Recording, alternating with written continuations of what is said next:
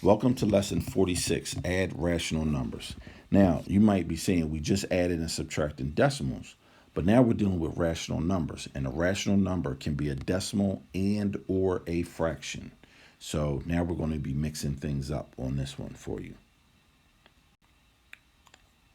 Here's our objective. Here's some rules and notes. Okay, find the sum. So this is actually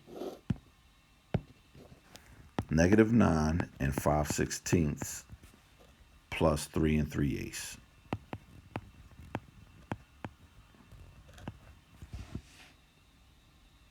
Okay, so there are several ways that we can deal with this one. And the easiest way to add mixed numbers, and a mixed number is a whole number with a fraction attached to it, is to change them into improper fractions, add them, and then change them back into proper fractions. So we'll handle that on the next page. So we had -9 and 5/16 over 3 3/8. Okay, so we remember, whole number multiplies, and I'm using a dot for multiply so you don't get confused when we get to algebraic stuff, and add. Multiply and add. So 3 times 8 is 24, plus 3 is 27. The bottom stays the same. 9 times 16, 9 times 6 is 54, 144, plus 5 is 149 over 16. And so now, does 8 go into 16? Yes, it does. How many times? Twice. We had to multiply by 2 over 2. You get 54 over 16 minus 149 over 16. When you add and subtract fractions, the bottoms stay the same. When you add and subtract fractions, the bottoms have to be the same. We know that -149 is bigger than 54, so we're going to subtract. 54 has no sign. Well, it does have a sign that's positive. Different sign, subtract. 9 minus 4 is 5. And then 14 minus 5 is 9. So we get 95 over 16. And now, this is the correct answer, but we're not finished. This is not a finished answer. So how do we finish? We're going to have to divide 95 by 16. 5 16s are 80. 5 times 6 is 30, is 80. And when we subtract, we get 15. So this becomes your whole number, -5. This becomes your numerator, what's left over, and 16 becomes your denominator. And that is how you add and subtract fractions.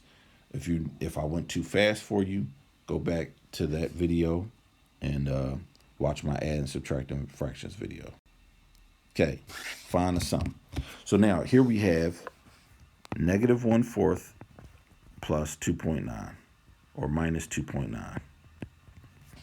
You're saying, Mr. Walls, these are different.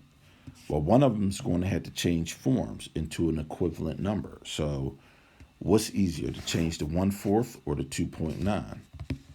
Well, obviously, it's easier to change the 1/4. And then how do we do that? Well, you do 4 goes into 1. 0 times, add a decimal, put a 0. You can always keep going. This is the whole point of adding zeros. How many times is 4 going to 10? Twice. 2 times 4 is 8. Subtracting, you get 2. Add another 0 and keep going. How many times is 4 going to 20? 5 times. You get 0. So 1/4 is -0.25 minus 2.9. And let's do the math on the next page. So we put the largest sign, the largest number up top, and 1/4 from the previous page is 0.25. That's also negative. Add a 0.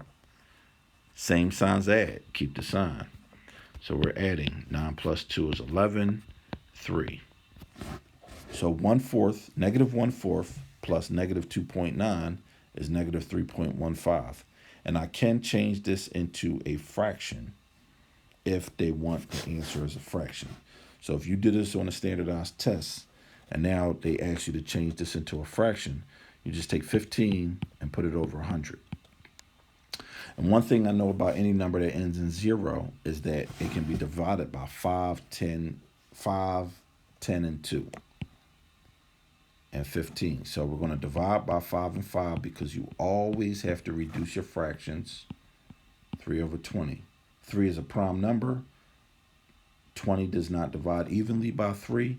And 3 1500ths reduce down to 3 and 3/20.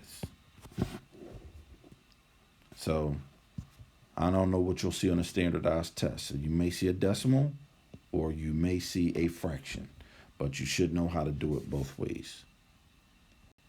And that's the end of our 2 examples. So I will see you at the end of the video for the recap.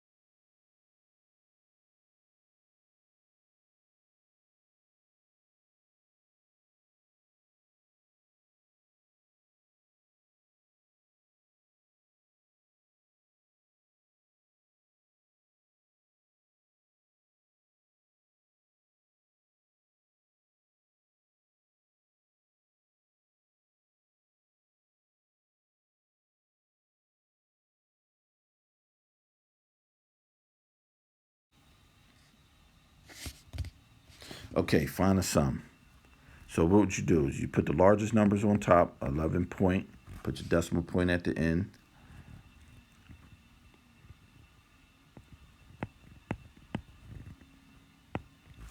Negative and negative, so we're going to add these two together. So you're 14.1 negative plus 1.19. Put a 0, different sign, subtract.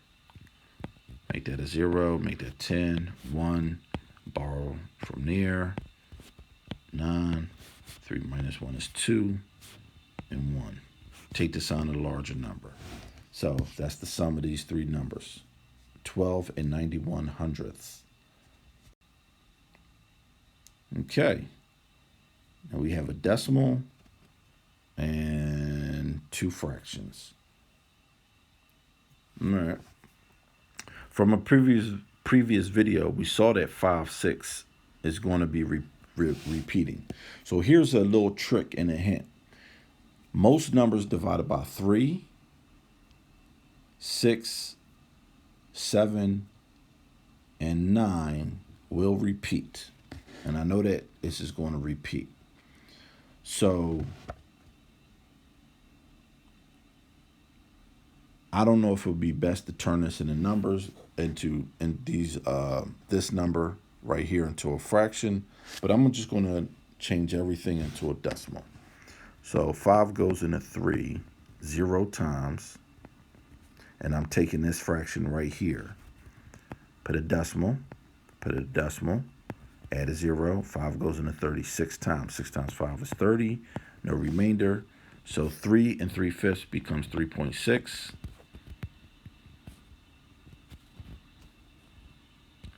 minus 1.15, put a 0, put your positive. We know to subtract.